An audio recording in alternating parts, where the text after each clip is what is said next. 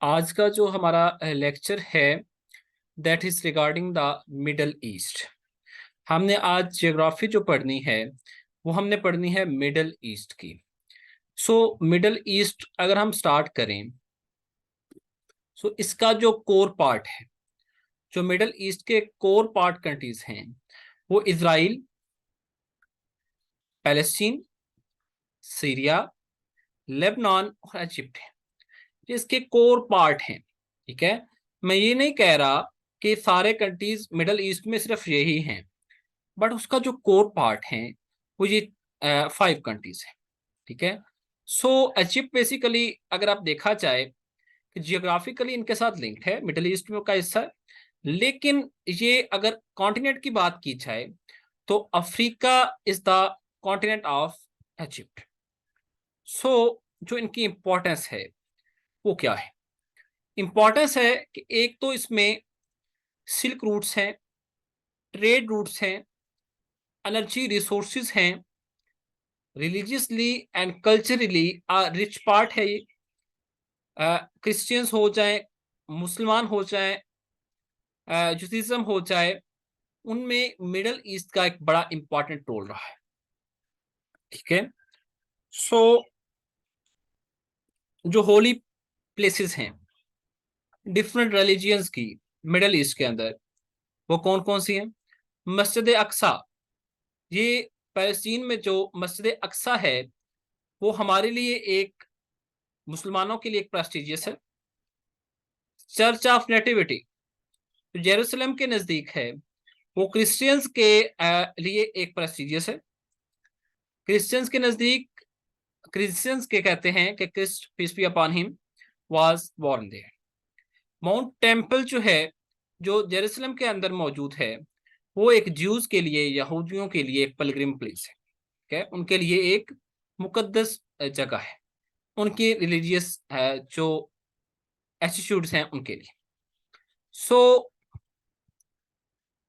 Jews कहते हैं कि जो पैलेस्टीन की जगह है, जो इजराइल की जगह है, वो हमारी लैंड ऑफ इंसेस्टर है, हमारे अबाव अजदाद की जगह है। इजराइल के एरिया में एक सनाए पेनिनसुला है या सनाए डेजर्ट है, to which they were bought by Hazrat Musa. हजरत मूसा इनको सनाए पेनिनसुला में लेकर आए थे। हजरत ईसा उसके बाद आए और ज्यूज ने एक कॉन्स्पिरेसी स्टार्ट कर दी किनके दरमियान खिलाफ, हजरत ईसा के खिलाफ।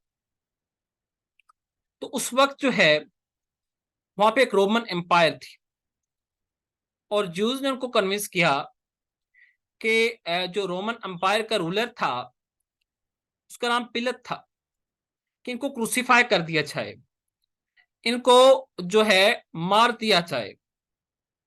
लेकिन in second century Roman empire ने इनकी कॉन्स्पायरेसीज को देखते हुए, इनके बाकी सारे एटीट्यूड्स को देखते हुए, इनकी नॉर्म्स को देखते हुए उन्होंने ज्यूज को एक्सपेल कर दिया। ज्यूज को इजराइल की जगह से निकाल दिया गया, पैलेस्टीन की जगह से निकाल दिया गया। लेकिन जब रोमन एम्पायर एंड हुई तो क्रिश्चियन रोमन एम्पायर वहां पे स्टार्ट हुई, उस रोमन के कोर एरिया पे जहां पे रोमन एम्पायर थी। इस क्रिश्चियन एम्पायर को हम बाइजेंटियम जो है एम्पायर भी कहते हैं। लेकिन आफ्टर सम टाइम मुसलमानों ने ये एरिया ऑफ जेरूसलम जो है इसको कैप्चर कर लिया, और उस वक्त यहाँ के रूलर कौन थे? क्रिश्चियंस थे। जो उस वक्त के रूलर्स थे उनकी एक डिजायर थी कि वो जो अपनी एम्पायर है, अपनी सल्तनत है, वो हजरत उमर के हाथों में देंगे, to the leader of the Muslim. जो उस वक्त मुसलमानों के लीडर थे हजरत उमर, वो कैमल पे आए एक स्लेव के साथ, और जो रूलिंग है उस एरिया की वो मुसलमानों को हजरत उमर के वसासत से मिली। उसके बाद अगर हम सामिट्री में देखें कि मिडल ईस्ट में कौन कौन रूलर रहा है, पहले रूलर्स इनके रोमन्स थे जिन्होंने ज्यूज को निकाला था। उसके बाद क्रिश्चियंस आए, और क्रिश्चियंस के बाद अरब्स ने ये एरिया कन्क्वर कर लिया। लेकिन फिर उसके बाद सिदार्स आते हैं, यहाँ पे स्लेबी वार्स होती हैं, स्लेबी जंगें होती हैं, तो सीडर्स आए और उसके बाद ममलूक्स आए, ममलूक्स के बाद ऑटोमन्स आए, और उस वक्त ऑटोमन्स जब आए तो एक मुस्लिम एस्टैब्लिश्ड एरिया था। ओके, सो उसके बाद अगेन ये एरिया यहूदियों के कंट्रोल में चला गया। So with the passage of time इसकी एम्पायर्स जो हैं, इसकी रूलिंग्स जो हैं, वो चेंज होती। So how Jews again came back, Jews दोबारा वापस किस तरह आए। लेकिन जब रोमन एम्पायर ने इनको निकाला था तो उस वक्त जूस जो हैं पूरी दुनिया के अंदर स्कैटर हो गए थे, बिखर गए थे। लेकिन इनकी ज्यादा जो आबादी थी, जो ज्यादा कंसंट्रेशन थी, वो यूरोप के अंदर मौजूद थी। ये ऑलमोस्ट अकलियत रहे वहां पे 2000 साल। लेकिन ये Aahista Aahista with the passage of time ये मनी लैंडर्स बन गए। ये क्या हुआ कि ये मनी जो रकम है वो देते थे सूद पे लोगों को, और इस वजह से इनका जो इकोनॉमी पे होल्ड है वो बड़ा स्ट्रांग हो। सो जब भी मुल्क को इनकी जरूरत होती थी, मुल्क की इकोनॉमी जो है, मईशत जो है, इन पे काफी डिपेंड करने लगी। लेकिन द परसिक्यूशन जूस पे एक जो मजालिम हैं वो यूरोप में स्टार्ट हुए। When they used to pass from Christian, they were usually spatted by Christians, not metaphorically but practically. जब ये क्रिश्चियंस के पास से गुजरते थे तो इन पे स्पैट किया जाता था, थूका जाता था, क्योंकि ये मनी लैंडर से, इस वजह से क्रिश्चियंस इनको नफरत की निगाह से देखते। After 1857, particularly Russia and Poland from their ghettos started to beat and expel the Jews. Russia और पोलैंड ने अपने जो इलाके में जूस थे उनको मारना शुरू कर दिया, क्योंकि ये जिधर भी जाते थे कॉन्स्पायरेसीज करते थे, वहां की इकोनॉमी को अपने हाथ में लेने की कोशिश करते थे, वहां के एक प्रोसेस को अपने अकॉर्डिंग अडेप्ट करने की कोशिश करते थे। लेकिन ये क्योंकि all over the world scattered थे, इनकी इकोनॉमिक पोजीशन स्ट्रांग थी, इकोनॉमी पे इनका होल्ड था, सो इनको जितना भी मारा जाता था ये निगलेक्ट नहीं किए जा सकते। तो दुनिया के अंदर जितने भी जूस थे उन्होंने फिर सोचा कि जब इनको निकाला जाने लगा कि हमारी एक प्रोमिनेंट स्टेट होनी चाहिए। सो जो जिन जूस को अगेन निकाला गया था रशिया से, पोलैंड से, वो जो है अपनी एंसेस्टर्स की प्लेस पे, जिसको हम वो कहते हैं कि ये हमारे आबाओ अजदाद की जगह है, पैलेस्टीन को अपने आबाओ अजदाद की जगह कहते हैं, सो वो वहां पे चले। वेलिंग वॉल के नाम से एक होली प्लेस है उनकी, where they used to beat themselves and try to get themselves, वहां पे अपने आप को ये मारते हैं और अपनी डिजायर्स लेते हैं। ये जेरूसलम के अंदर जो एक शहर है पैलेस्टीन का, उसके अंदर मौजूद है। सो एक थीडर हेर्जल के नाम से एक इनका लीडर था, उसने ये पूरी दुनिया के जब अंदर ये स्कैटर्ड थे, बिखरे हुए थे, तो उसने इनको ऑर्गेनाइज करना स्टार्ट कर दिया और एक नॉवल लिखा जिसका नाम था ज़ायनिज्म। 1896 में उसने ज़ायनिज्म नॉवल लिखने के बाद एक कांग्रेस बनाई, वर्ल्ड ज़ायनिस्ट कांग्रेस के नाम से एक ऑर्गेनाइजेशन बनी, जिसमें सारे ज्यूज को कहा कि आप ऑर्गेनाइज होकर आए, आप इसमें आ जाए, मेंबरशिप लें इसकी। इसकी एक एनुअल मीटिंग हुई कि हम किस तरह एक अपनी इंडिपेंडेंट स्टेट बना सकते हैं। सो क्योंकि इनके पास पैसा बहुत था, इन्होंने फंड रेजिंग स्टार्ट की, सारे जूस ने फंडिंग में पार्ट लिया, हिस्सा लिया, टेक पार्ट किया। सो तमाम जूस से फंड आया, एक ज़ायनिस्ट फंड के नाम से इस ऑर्गेनाइजेशन ने एक फंडिंग स्टार्ट की। सो उन्होंने ये डिसाइड किया वो अपने एंसेस्टर्स की जगह पे वापस जाएंगे। उसके बाद इन्होंने, क्योंकि वहां पे ऑटोमन एम्पायर थी, तुर्किश वहां पे रहते थे, सो इन्होंने तुर्किश से वहां पे क्या किया, अपनी लैंड जो है परचेज करना पैसों से स्टार्ट कर दी। जब इनकी 7th मीटिंग हुई वर्ल्ड ज़ायनिस्ट ऑर्गेनाइजेशन की, तो जो रशिया के ज्यूज थे उन्होंने ये प्रपोजल जो युगांडा ने इनको दी थी कि बेसिकली कि आप यूरोपियन कंट्रीज इनको ये ऑफर किया था कि आपको युगांडा का जो एरिया है ये दे दिया जाता है, आप इधर अपना एक सेपरेट आइडेंटिटी बना लें। इन्होंने ये डिनाई कर दिया कि हम वो नहीं लेंगे, और इन्होंने कहा कि जी हम पैलेस्टीन में जाएंगे, हमारी लैंड ऑफ इंसेस्टर वो है। सो 1914 में वर्ल्ड वॉर 1 हुई, ज्यूज ने कॉम्प्रोमाइज किया कि वो बरतानिया का साथ देंगे वार में, और अपनी रकम दी उनको ताकि कि वो पैलेस्टीन इनको उनसे ऑटोमैन से लेके दें।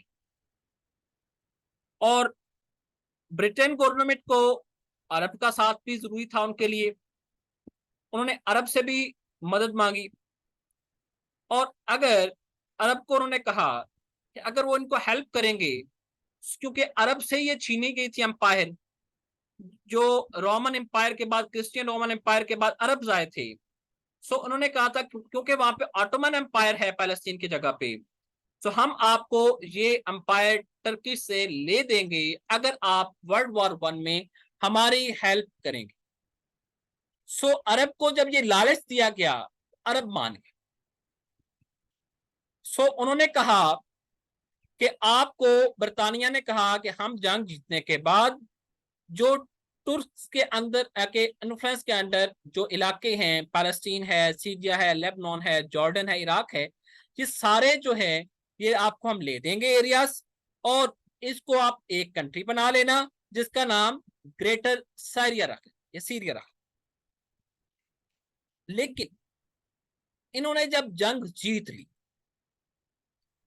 1917 में, अभी तक इस जंग का कोई डिसीजन नहीं हुआ था, लेकिन ये था कि डिसीजन की तरफ चल पड़ी थी जंग, नजर आ रहा था कि यहाँ पे ये जीतने वाले हैं। सो बेल्फोर डिक्लेरेशन आई। बेल्फोर डिक्लेरेशन क्या है? बेल्फोर एक मिनिस्टर था ब्रिटेन का, उसने कहा सप्रेस्ड वर्ड्स में कि पैलेस्टीन हम ज्यूज को देने लगे। लेकिन 1918 में जब विक्ट्री होगी ब्रिटेन की, तो ये एरिया सारा बरतानी और फ्रांस ने अपने कंट्रोल में कर दिया। आफ्टर वर्ल्ड वॉर 1 जब ये कंट्रोल सारा बरतानिया का हो गया, तो ज्यूज ने मिडल ईस्ट की तरफ माइग्रेट करना स्टार्ट किया यूरोपियन कंट्री से, ताकि अब हम ये, क्योंकि उनके साथ मुआहदा हो चुका था कि हम आपको ले दें। सो उन्होंने मिडल ईस्ट की तरफ जो है माइग्रेट करना स्टार्ट कर दिया, और ये अरब यूथ के लिए बड़ा रिस्की था, और उन्होंने रिएक्ट किया कि आप ये क्यों होने दे रहे हैं, लेकिन कोई इसका जो है असर ना हो। 1930 में जब हिटलर जर्मनी में उभरा, उसने जूस के खिलाफ बात करना स्टार्ट किया। नाजीज का इलेक्शन मैनिफेस्टो था कि आपने ज्यूज को एक्सपेल करना है, ठीक है। उन्होंने इलेक्शन जो लड़ा नाजीज ने, वो इस मैनिफेस्टो पे लड़ा कि हमने ज्यूज को एक्सपेल करना, क्योंकि वो ज्यूज को रिकॉग्नाइज करते थे कि ये फॉरेनर्स हैं, ये इन्वेडर्स हैं। जर्मनी में वो नाजीज कहते थे कि सिर्फ आर्यंस रह सकते।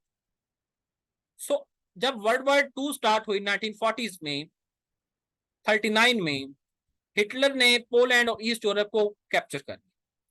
वहां पे जूस ज्यादा नंबर में थे, ज्यादा उनकी जूस की आबादी। हिटलर ने जूस पे इल्जाम लगाया कि ये सारी इकोनॉमी को होल्ड कर रहे हैं अपने हाथों में, जिसकी वजह से सारे जर्मनी को इकोनॉमिकली सफर करना पड़ रहा है। सो इससे क्या हुआ, उसने ये भी इल्जाम लगाया कि जूस स्टेटर्स है, हकदार है, और ये बरतानिया को फंड देते रहे हैं वर्ल्ड वॉर 1 में, जिसकी वजह से उनकी डिफीट हुई है, जर्मनी की डिफीट हुई।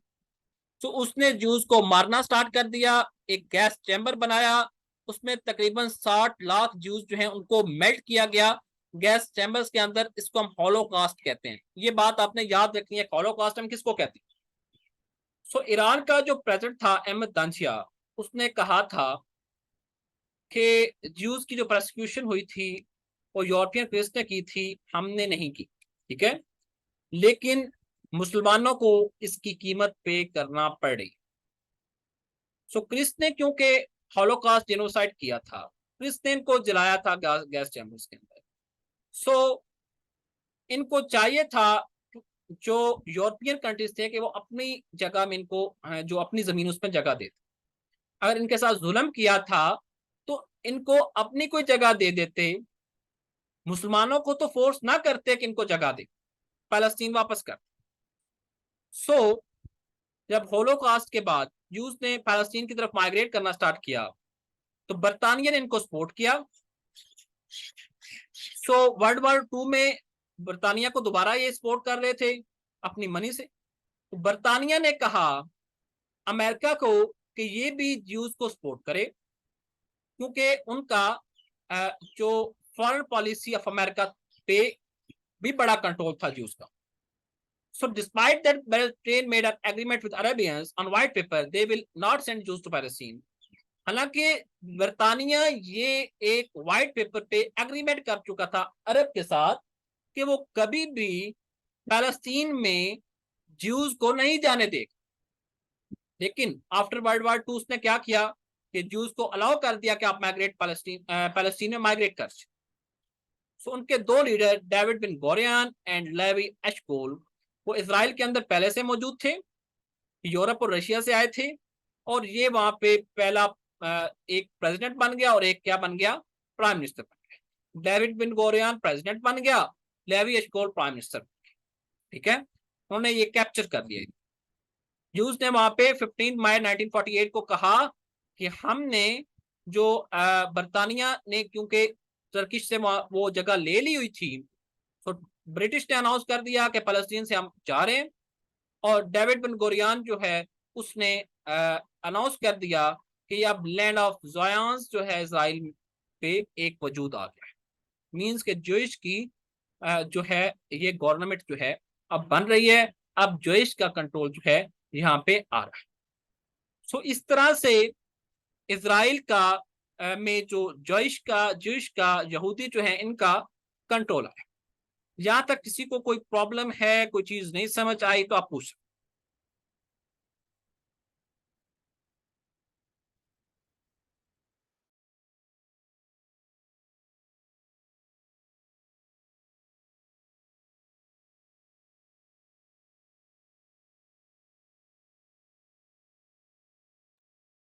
सो उसके बाद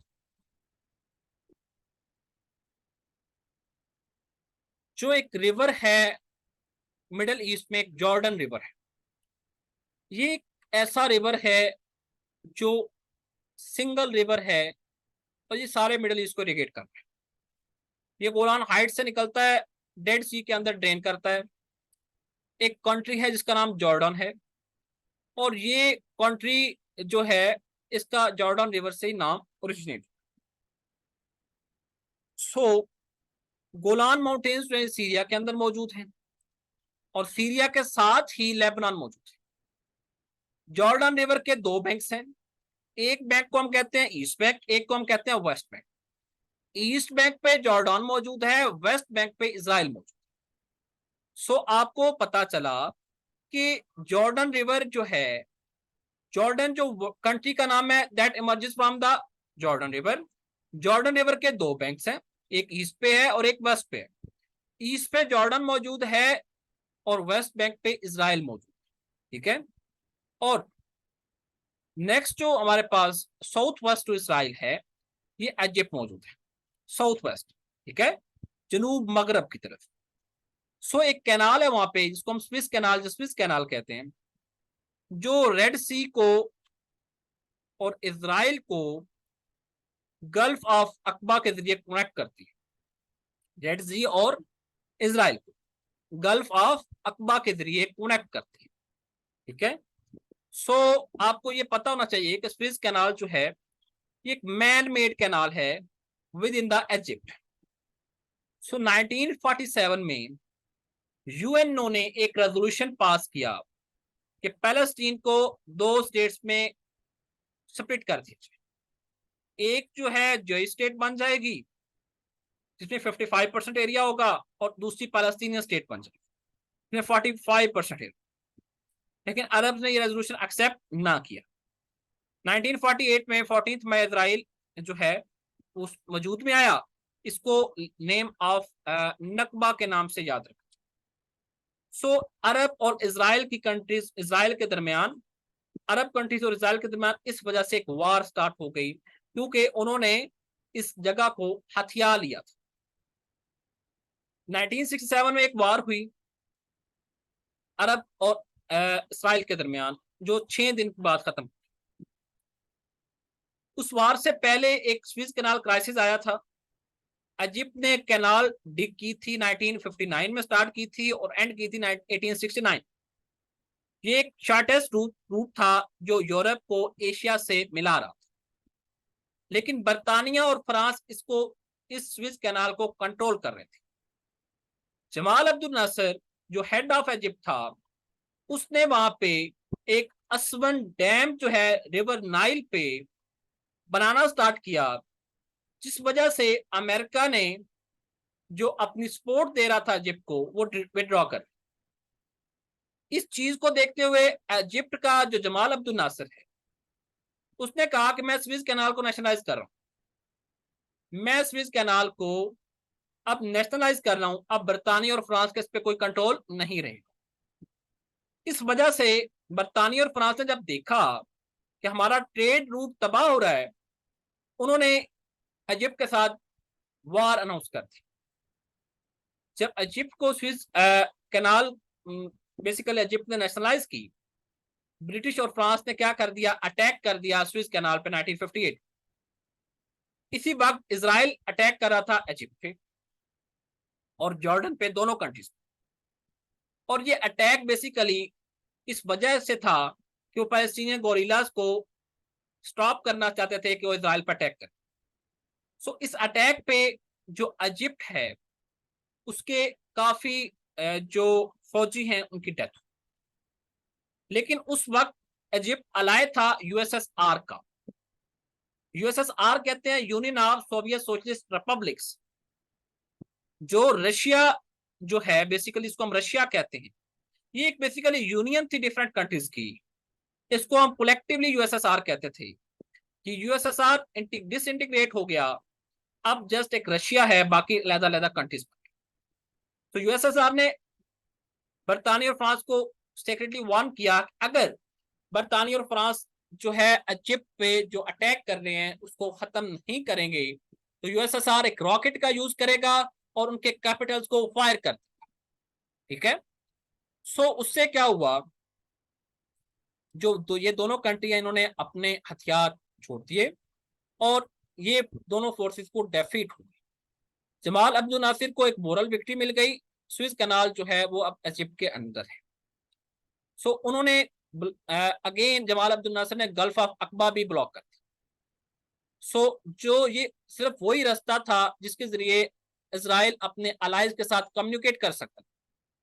सो जो इसराइल का कनेक्शन है कम्युनिकेशन का अपने अलाइज के साथ, अपने इत्तेहादियों के साथ, वो गल्फ ऑफ अकबा के ब्लॉक होने से खत्म हो। सो उस ब्लॉकेज के बाद एक वाशिंगटन और लंदन जो बेसिकली कैपिटल सिटीज हैं अमेरिका और यूरोप के, तो वहां पे एक रेस्टलेसनेस जो है पैदा हो गई कि ये क्या बनेगा। हम हमारा अलाय इजराइल है और जो उस पे उसका जो रास्ता है उसके साथ हमारा जो कम्युनिकेशन का एक रास्ता है वो ब्लॉक है। अमेरिकन ब्रिटेन कॉलोनियल पावर्स थी उस वक्त की, और इस ब्लॉकेज की वजह से एक कॉम्प्लेक्स क्रिएट हुआ।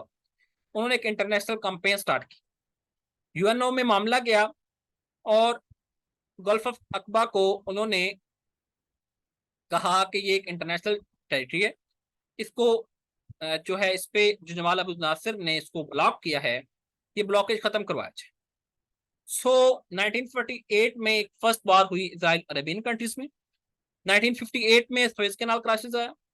1967 में एक सेकंड वॉर अगेन हुई इसराइल और अरब कंट्रीज, इसको हम कहते हैं 6 डेज वॉर। सेकंड वॉर में इसराइल ने अटैक किया था सीरिया पे, इजिप्ट पे, दोनों पे इकट्ठा। जॉर्डान उस वक्त सीरिया का अलाय था इस वॉर में। इतना अटैक वायलेंट था कि गोलान हाइट्स जो हैं और स्विज कनाल का काफी हिस्सा और गजा स्ट्रिप भी सारी जो है वो इन्होंने अपने कब्जे में ले ली। इस्लामिक कंट्रीज ने बड़ा प्रेशर डाला 1967 में। यूएनओ ने एक रेजोल्यूशन पास की कि इसराइल अपना जो विदड्रॉ करेगा अक्वायर्ड लैंड्स, लेकिन इसराइल ने वेस्ट बैंक, गजा और गोलान हाइट्स को बिल्कुल भी ना छोड़ा। उनसे जिस तरह अपना कंट्रोल वहां पे रखा हुआ था, उसने वैसे का वैसा ही कंट्रोल जो है मेंटेन रखा। 1969 में एक जेश एक्सट्रीमिस्ट उसने जो है कोशिश की कि मस्जिद अक्सा को शहीद कर। उस अटैक के बाद तमाम मुस्लिम कंट्रीज ने एक फर्स्ट इस्लामिक समिट कॉन्फ्रेंस जो है रबात में जो है मुनक्किद करवाई, जो मराकश का एक शहर है। और उसके बाद ऑर्गेनाइजेशन ऑफ इस्लामिक जो कॉपरेशन है ये वजूद में आया, OIC। 1973 में योम कपूर जूस मनाते हैं और उस दिन ही इजिप्ट और सीरिया ने इसराइल पे अटैक कर दिया। इजिप्ट ने उनकी इसराइल की डिफेंस लाइन डिमोलिश कर दी और सनाए पेनिनसुला में इनकॉर्पोरेट कर दी। लेकिन सीरिया ने भी इनिशियली तो उनको डिफीट दी, गोलान हाइट्स का कुछ एरिया भी ले लिया, लेकिन उसके बाद डिफीट जो है नहीं दे सका। 1967 में जब जमाल अब्दुल नासिर को डिफीट हुई, उसने रिजाइन किया। उसका जो सक्सेसर था उसका नाम अनवर सादात था। जमाल अब्दुल नासिर आपको याद होना चाहिए कि इजिप्ट का हेड था। अनवर सादात ने क्या किया कि उसने इजराइल के साथ एक पीस डील कर ली, उसको कहते हैं सनाए का। लेकिन 1978 में एक और अकॉर्ड हुआ जिसको हम कैंप डेविड अकॉर्ड कहते हैं। अमेरिका ने इसको मीडिएट किया और ये इजिप्ट और इजराइल के दरमियान अगेन हुआ और इसमें इजिप्ट ने इजराइल को रिकॉग्नाइज कर ली। ठीक है, हालांकि मोस्टली इस्लामिक कंट्रीज अब इसको रिकॉग्नाइज नहीं करती, लेकिन अब क्या है, टर्की ने भी कर लिया है, इजराइल इजिप्ट ने भी कर लिया है, UAE ने भी कर लिया है, तो मोस्टली कंट्रीज इसको अब कर रही हैं। अब इसराइल को जब एक्सेप्ट किया इजिप्ट ने, मुस्लिम कंट्रीज ने जैसा कि सऊदी अरेबिया, जॉर्डन, सीरिया, इन्होंने अपनी एक इंटरनेशनल ऑर्गेनाइजेशन बनाई, इंटरनल ऑर्गेनाइजेशन बनाई, जिसको इख्वानुल मुस्लिमून कहते हैं। और इख्वानुल मुस्लिमीन के जो किसी एक शख्स ने अनवर सादात को शूट कर दिया 1981 एक परेड के दौरान, क्योंकि उसने इसराइल को रिकॉग्नाइज किया था। हालांकि वहां पे बड़े जुल्म हो रहे थे मुसलमानों के खिलाफ, लेकिन बावजूद इसके उसने रिकॉग्नाइज कर लिया था, इस वजह से इसको शूट कर दिया। PLO एक ऑर्गेनाइजेशन है, पैलेस्टीनियन लिबरेशन ऑर्गेनाइजेशन। इसने एक शेक ऑफ मूवमेंट स्टार्ट की, इंतफादा जिसको कहते हैं, मिड 80s में, 1980s। और ये इसका जो हेड था, his name was Yasir Arfat. उसने एक इकोनॉमिक और पॉलिटिकल स्ट्रक्चर को शेक करने के लिए उसने इजरायली सोल्जर्स पे स्टोन्स फेंके। उसके बाद शटर डाउन हड़ताल स्टार्ट कर दी, प्रोटेस्ट स्टार्ट कर दिए, रैली स्टार्ट कर दी, बैनर वेविंग स्टार्ट कर दी। लेकिन ये जब बढ़ता गया, वायलेंट होता गया, उसके बाद 1993 में आस्लो पीस अकॉर्ड हुआ, यासिर अरफात और इसराइली प्रेसिडेंट इत्साक रेबिन के दरमियान हुआ। इसको भी मीडिएट कौन कर रहा था? अमेरिका का। इसमें क्या हुआ कि इसमें बेसिकली एक पीस डील थी, क्योंकि but was disturbed by Jewish extremists because they don't want authority of Palestinian on West Bank। Basically West Bank पे मुसलमान कहते थे कि हमें वेस्ट बैंक दे दें, पैलेस्टीनियन सारे उधर चले जाते। Jewish extremists ने ये ना होना दिया। 1999 में एक और इंतफादा स्टार्ट हुआ। जो उस वक्त के अपोजिशन लीडर थे, उन्होंने मस्जिद अक्सा का विजिट किया और क्योंकि वो ज्यूइश थे, और उन्होंने कहा कि हम यहाँ पे माउंट टेम्पल बनाएंगे, जिसकी वजह से इंतफादा ज्यादा वायलेंट हो गया, प्रोटेस्ट स्टार्ट हो गए। एक न्यू ऑर्गेनाइजेशन बनी जिसको अल-अक्सा ब्रिगेड कहते हैं, और इस ऑर्गेनाइजेशन ने बम ब्लास्ट स्टार्ट कर दिया। सो 2002 में सऊदी अरेबिया का जो प्रिंस था अब्दुल्ला, उसने फार्मूला दिया कि all Arabs will accept Israel if it give all occupied land to Palestine. अगर ये पैलेस्टीन की जो जगह है, वो जो ऑक्युपाइड लैंड है, वो सारी मुसलमानों को दे देता है, तो हम इसराइल को एक्सेप्ट कर लेंगे। सो इसको हम कहते हैं पीस फॉर लैंड और पीस फॉर पीस फार्म। लेकिन 2006 में जब इंतफादा 2 स्टार्ट हो चुका था, इसराइल ने स्टेप ऑफ गजा क्लियर कर दिया और उसको एवैक्यूएट कर दिया कि यहाँ पे कोई नहीं रहेगा। 1993 में जो ऑस्लो अकॉर्ड हुआ था, वो 2 ऑर्गेनाइजेशन ने सिर्फ रिजेक्ट किया था। एक का नाम था हमास और एक का नाम था इस्लामिक जिहाद। अब ऑस्लो अकॉर्ड का आपको पता है, ये एक पीस डील थी। सो वो अब तक ये बिलीव करते हैं कि इसराइल को कोई राइट नहीं है वो पैलेस्टीन की लैंड पे रहे। सो यासर अरफात जो पीएलओ का हेड था, उसके डेथ के बाद एक और पर्सन इमर्ज हुआ, उसका हेड एज महमूद अब्बास। इसको जो है ये पैलेस्टीनियन स्टेट एक का प्रेसिडेंट बना। इसको प्रो अमेरिकन कंसिडर किया जाता था, लिबरल कंसिडर किया जाता था। इलेक्शंस हुए 2006। और हमास जो है, जो ऐसी ऑर्गेनाइजेशन जो इस ऑस्लो अकॉर्ड को तस्लीम नहीं थी करती, वो पॉपुलर हो गई। उसने गजा स्ट्रिप में भी, वेस्ट बैंक एरिया में भी इलेक्शन वन कर।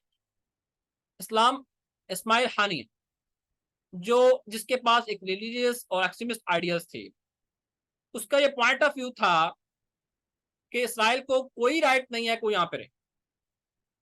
तो वेस्टर्न कंट्रीज तो अमेरिका इस बात की वजह से उससे हमास के साथ एंगर्ड थे। उन्होंने कहा कि हम हमास को एड नहीं देंगे अगर ये हुकूमत बनाएगा। सो उस वक्त क्या हुआ कि जो पीएलओ और अमेरिका का उसको प्रो अमेरिकन होने की वजह से पीएलओ को जो है वो गवर्नमेंट दे दी गई और अमेरिका ने कहा कि हम हमास की लेजिटिमेट गवर्नमेंट को एक्सेप्ट नहीं करें।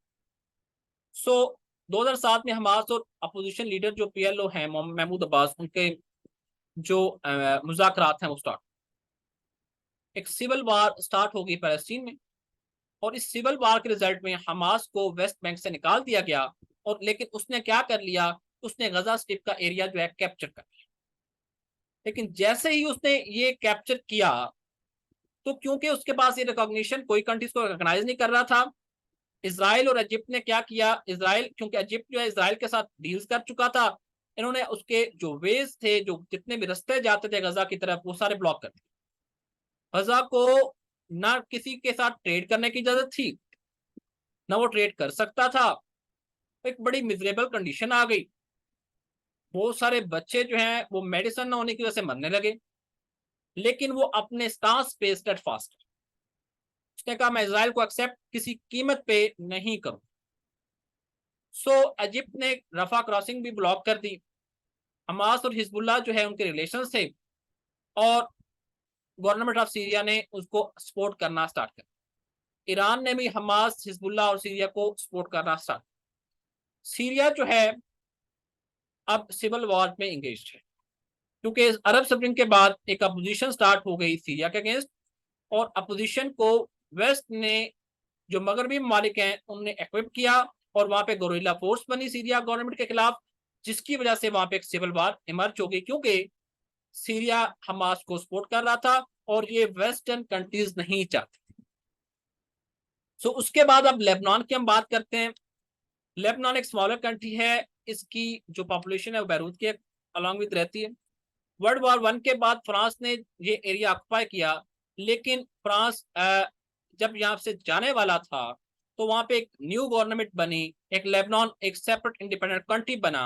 वहां पे 60% पॉपुलेशन क्रिश्चियन है, 40% जो है वो मुस्लिम है, ठीक है, जिनमें सुन्नी और शिया से। लेकिन लेबनान का कॉन्स्टिट्यूशन इस वे से डिजाइन किया गया था कि प्रेसिडेंट क्रिश्चियन होगा, प्राइम मिनिस्टर सुन्नी होगा, स्पीकर शिया होगा।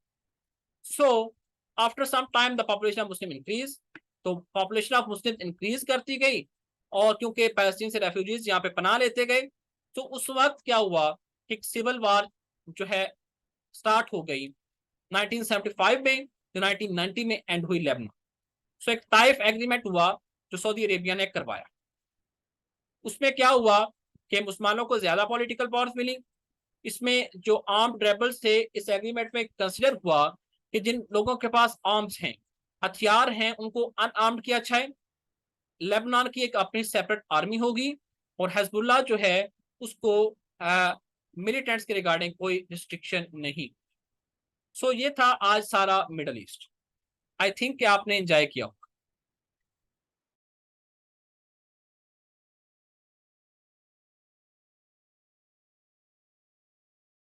इसमें बहुत वैरायटी एमसीक्यूज, वन पेपर के लिए बड़ा ही इंपॉर्टेंट है ये बात आप याद रखिएगा।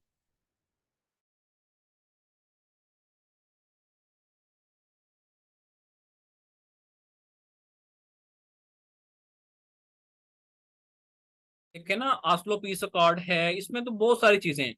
तो कुछ भी पूछ सकता है कि आस्लो पीस अकॉर्ड किसके दरमियान हुआ था, पीएलओ का हेड कौन है, उसके बाद किसको किसने शूट किया था, पीएलओ कब बनी। तो ये सारी चीजें बहुत इंपॉर्टेंट है।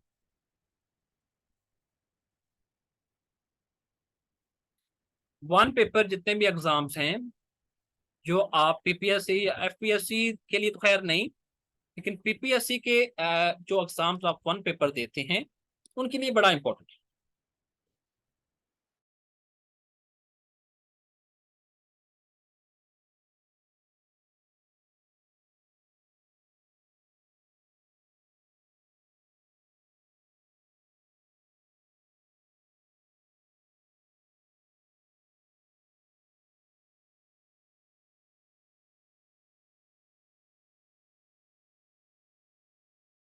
जिस स्टूडेंट्स कोई क्वेश्चन हो आपका, यू मे आस्क।